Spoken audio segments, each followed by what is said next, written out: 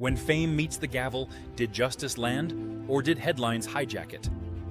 Today, Maya brings survivors' history and community. Leo unpacks forensic law and sentencing. We cut through the noise to explain what this sentence means for victims and the rule of law. Official story says a federal judge handed Sean Combs a prison term. Public chatter says he either got off easy or was railroaded by headlines. Today, we pull both threads and test what actually happened inside that courtroom. Look, the dissonance is real. Survivors heard the judge say, "We saw the video and felt seen." Fans heard 4 years and called it lenient. That tension is the story. And the headlines bent whichever way the wind blew. One outlet even floated 3 years. Most said 50 months. The noise makes it easy to miss the law. Here are the facts. After nearly 2 months of trial, a July jury acquitted Combs of racketeering and sex trafficking, but convicted him on 2 Mann Act counts. On October 3, 2025, Judge Arun Subramanian imposed 50 months. He added 5 years of supervised release, a fine of $500,000, and credited roughly 1 year already served at the Metropolitan Detention Center in Brooklyn. Combs left with United States Marshals. In court, he begged, "I ask your honor for mercy. I beg your honor for mercy. I will never put my hands on another person again." Apologies matter, but harm lives on in bodies. Cassie testified while 8 months pregnant. That matters too. The judge acknowledged his life story, even his community work, then said the quiet part loud. A history of good works cannot wash away the record. That is sentencing 101. You weigh it all and then you land the plane. He explicitly said in open court, "You are not being sentenced for acquitted conduct. But under Section 3553, I must consider many things, including the nature of the offense and deterrence." Then came the video reference. "We saw the video of your savage beating of Ms. Ventura. Those words from the bench are not nothing. They signal that abuse is not a footnote to fame." And prosecutors framed a pattern. Drugging, so-called freak-off parties, escorts paid thousands. Defense said those encounters were consensual, even adult filmmaking, not prostitution. Jurors did not buy the big conspiracy, but they did land on the Mann Act, so the sentence had to reflect that narrower conviction too. Prosecutors asked for more than 11 years. Probation reportedly suggested a higher range than the court chose. The judge called 11 years more than necessary, rejected 14 months' time served, and set 50 months as the just amount. He also said this was subjugation, irreparable harm, and that after the apology video and civil suit, there was a brutal hotel night with Jane. If true, that shows power operating without fear of consequence. That is exactly why sentences deter. Hold on. He also said he would not sentence on acquitted conduct. Yet, he plainly considered the broader record. That is the debate. Judges can weigh relevant conduct at sentencing. Defense calls that a 13th juror move, appeal bait. Defense says the rationale is constitutionally unsound. Expect them to argue. The judge leaned on conduct the jury did not convict him of. Some outlets highlighted that tension. One juror outside reportedly said he got off easy. Easy? Survivors rarely feel any of this is easy. Cassie's team said, "Nothing can undo the trauma, but the sentence recognizes the impact." That is a system trying, however imperfectly, to name harm and impose public accountability. And the system also has to avoid show trials. Media ran the harshest clips on loop. The ABC hit said the judge wanted to send a message. Sure, but messages should not drown proportionality or ignore that he beat the worst counts. Quick recap to pivot. The court imposed 50 months, not the more than 11 years prosecutors wanted, not the 14 months defense sought.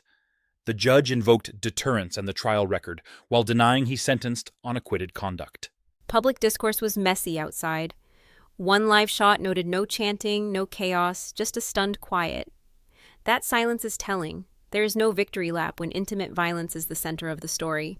I also heard anchors say probation pegged a higher range, yet the judge still chose 50 months, knowing federal time is about 85%. Do the math, and it is closer to 2 to 3 more years. Context, not clickbait. There were inconsistencies across coverage. One report said 3 years. Most said a little over 4. Language varied between over 4 years and 4 years and 2 months. Weighing the record, 50 months with credit for time served is the baseline. Let's talk evidence gaps. We heard about escorts, pills, directives like take this pill. That is coercion, not consent. But we also know some civil suits are opportunistic. The answer is not to smear all, but to sharpen proof standards. And we should ask why the lead prosecutor was later fired by justice. Different matter, sure, but it colors the appeal narrative. If you argue the judge acted as a 13th juror, instability in the office becomes another talking point. On the human center, the judge said, "There is a light at the end of the tunnel," and told Combs, "We saw the video of your savage beating of Ms. Ventura." Both condemnation and a path forward were on the record that day. Accountability is not canceled by philanthropy. The court said it plainly. A history of good works cannot wash away the record. That is a line every powerful man should hear because the playbook is always charity as shield. But we cannot forget personal responsibility goes both ways. He stood up and said, "I am sorry." He told his kids, "I'm sorry. I love you." If he earns his way back, supervised release, and the market will judge him again. After sentencing, financial fallout continued. Alcohol partners cut ties, retail and media ventures suffered, assets reportedly hit the market. In a letter he wrote, "I have lost all of my business. I have lost my career." That admission is on the record. Consequences should not be framed as cancel culture. They are part of a community's refusal to bankroll harm. Reputational loss is not punishment, it is people opting out of complicity. Or it is people hedging bets. Brands love a parade until it rains. Some of those deals were transactional. Still, if you are a mogul, you ride the highs and you own the lows. That is the bargain of fame. Civil exposure remains heavy. Dozens of suits are pending, including a recent filing by a former stylist. The criminal case does not end the legal story. It may even fuel settlements or fresh claims. And for survivors, civil court is sometimes the only path. Lower burdens of proof, more control, a chance to force disclosures. It is not perfect, but it can surface patterns a single criminal count cannot hold. Caution, though. Civil discovery can also be a pressure tactic. That is why due process matters. If the appeal on acquitted conduct gets traction, it could ripple into how both sides posture these suits. Inside the courtroom, he pleaded for mercy, called his behavior disgusting and shameful, and apologized to victims of domestic violence. The judge said violence against women must be met with real accountability. Those two statements framed the day. The judge also said, "You were more than a John." That is an indictment of power, not just purchase. It names the ecosystem he built around himself, the yes men, the money, the locked doors. Systems create repeat harm. And the court said he was not deterred by investigations or an apology. If you keep offending while the lights are on, judges notice. That is not a media narrative. That is a judicial memory at work. Outside, reaction was muted at first. Reporters noted no chance, no chaos. The spectacle paused, the consequences became concrete, and the next chapter, appeals, prison designation, supervision, began quietly. For the broader culture, this is not just about a famous man. It is about whether courts can say, wealth will not bend the rules. 50 months is not a revolution, but it tells other survivors to keep coming forward. And it tells other stars that apologies cannot be branding. If you want mercy, change behavior before cameras roll. That is personal responsibility. Do not make a judge be the one to stop you. And do not make survivors carry the cost of your education. Courts can deter, but communities have to intervene sooner.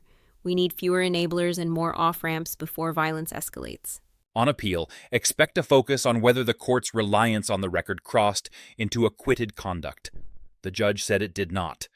The defense says it did. Appellate courts have wrestled with this for years. That is the live legal question. If they win that point, he could get resentenced. Not a walk, a recalibration. And yes, somewhere down the road, the Supreme Court could revisit how far judges can go at sentencing. Do not hold your breath, but do watch the docket. Meanwhile, the message to victims stands. The judge said victims should be accounted for. He credited their testimony. That is rare air in a culture that often platforms abusers until the last minute. We should also note, the court imposed forfeiture and monetary penalties and waived restitution in this criminal case, while supervised release will run 5 years with conditions. The formalities matter. They govern what happens after prison. And practically, with credit for time served and good time, he could be home sooner than fans think. Then the harder sentence begins. Rebuilding trust without a studio audience. Trust should be earned with transparency, not rollout videos. If he wants a second act, let it include real restitution to survivors and real investment in prevention, not just a rebrand. As we close, here is what we know and what we do not. We know the sentence, the judge's words, the apology, and the business fallout. We do not know what the appeal will unlock, or how civil cases will reshape the record. And we do not know whether the public will let nuance in. Not every conviction is a life sentence in culture. Not every acquittal is innocence. Sit with both truths, then decide how you listen to the next track. And sit with survivors first. As I argued earlier, naming harm is step 1. Step 2 is changing the structures that protect it. That extends beyond one courtroom to an industry that has to stop rewarding silence. Next week, we track the appeal filings and the prison designation, and we ask a bigger question. Should judges be able to cite conduct juries rejected? The law, the lives, and the legacy still unfolding. Stay with us.